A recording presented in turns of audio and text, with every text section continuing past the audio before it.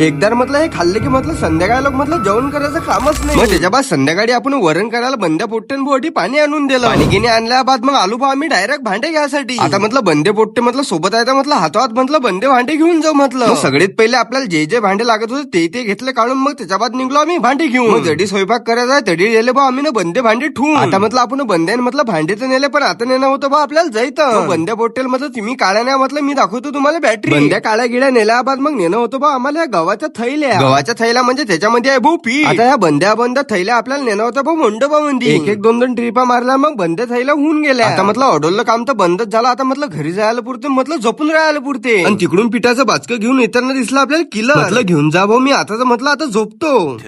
2,000 years later. मग त्याच्या बाद सकाळी सकाळी उठलो भाऊ मी 4 वाजता. 4 वाजता तर मी उठूनच गेलो. मग त्याच्या बाद आलता मला वैभवचा फोन. अरे म्हणे उठला असेल तर म्हणे लवकर म्हणे खाले आपल्याला म्हणे वांगे चिरायला म्हणे माणसं सांगायला जाणार. युवराज मी वैभव निघलो भाऊ माणसं सांगायसाठी. आता शेराई मधले लग्न म्हटलं की थोडंफार अलग असतं आणि गावामधले लग्न म्हटलं की थोडंफार अलग असतात. पण गावामध्ये बंद्या माणसाला सांगले की चला म्हटलं वांगे चिरासाठी. मी तर तुम्हाला पहिलेच सांगले की गावाकडचे लग्न थोडंफार अलगच असतात. मग बंदे वांगे चिरल्या गिरल्या मग निघलो बा आम्ही घरी जायसाठी. आता म्हटलं घरी जायला पुरते मस्त अंग धुवून काढायला पुरते. त्याच्या बाद घरी आलो आंघोळ गिंगोळ करली. मग चला म्हटलं आता परत जाऊ म्हटलं मंडपामध्ये. मराठी मंडपामध्ये आल्यावर चालू होता भाऊ पोहेचा आयटम. लग्नाच्या रोजी म्हटलं की जेव्या गिव्याचा आयटम नसतेच भाऊ फक्त पोह्यावर भागावा. मग काय चालू करले भाऊ सुद्धा भाऊ पोहे बनवणं. पोहे गिये बनल्यावर मग झाली भाऊ कागद वाटा. मग काय कागदावर घेऊन घेतले भाऊ आम्ही ना पोहे. आता म्हटलं एकदा पोह्यावर रट्टा मारला की म्हटलं संध्याकाळी लोक तर म्हटलं जेवण करायचं काम नाही. मग आजच्यासाठी एवढंच. मग लवकरच भेटू भाऊ पुढच्या ब्लॉग मध्ये. आणि याच्या पुढचा ब्लॉग पाहण्यासाठी आपल्याला फक्त लाईक आणि फॉलो करायला विसरू नका.